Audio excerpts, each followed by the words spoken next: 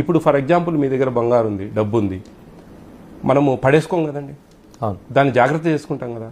ఈ పిల్లలు హాస్టల్లో ఉండే పిల్లలు వీళ్ళంతా కూడా మన సంపద అండి, ఆంధ్రప్రదేశ్ సంపద. వీళ్ళంతా మన భవిష్యత్తు. కరెక్టే. ఆ సంపదను మనం జాగ్రత్తగా జోబులో పెట్టుకోవాలి, జాగ్రత్త పరచుకోవాలి. వాళ్ళే రేపు మనకు ఫ్యూచర్. అటువంటి వాళ్ళని మనం రోడ్డుకు వదిలేస్తామా? వదిలేయకూడదు కదా. వాళ్ళకి మంచిగా అన్ని సదుపాయాలు కల్పించాలా, మంచి మంచి భోజనాలు ఇవ్వాలి. అప్పుడే వాళ్ళు ఏదైనా సరే సాధించగలరు. రేపు గొప్పగా బయటికి పోయి పలానా హాస్టల్లో నేను మమ్మల్ని చాలా బాగా చూసుకున్నారు, మంచి భోజనాలు పెట్టారు అనే ఒక పాజిటివ్ థింకింగ్లో వాళ్ళు ఉండాలి. ఎక్కడి నుంచి స్టార్ట్ కాదండి ఈ విప్లవము, రాడికలిజం, ఇదంతా కూడా కరెక్టే.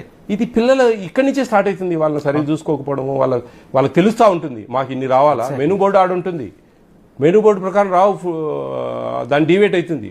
అంటే వీళ్ళు అర్థం కదా, ఇంటర్మీడియట్ పిల్లవాడికి అర్థం కదా, ఓ డిగ్రీ పిల్లవాళ్ళకి అర్థం కదా. ఏం చేస్తా ఉన్నారు, ఈ డబ్బులు ఎట్లా పోతా ఉన్నాయి, వీళ్ళంతా లంచాలు తీసుకొని వీళ్ళంతా పై వాళ్ళు ఇచ్చుకుంటా, వీళ్ళు ఇంత తినుకుంటా మా కడుపులు కొడుతూ ఉన్నారు అనేది ఆ వ్యతిరేక భావన అనేది పిల్లల్లో కలగకూడదు. సంతోషంగా ఉండాలి పిల్లలు. గొప్పగా మన ఆంధ్రప్రదేశ్ నుంచి గొప్పగా చెప్పుకోవాలా. ఒక ఆకలి లేని ఆంధ్రప్రదేశ్గా ఆరోగ్యకరమైన ఆంధ్రప్రదేశ్ అనేది ఏర్పడాలా.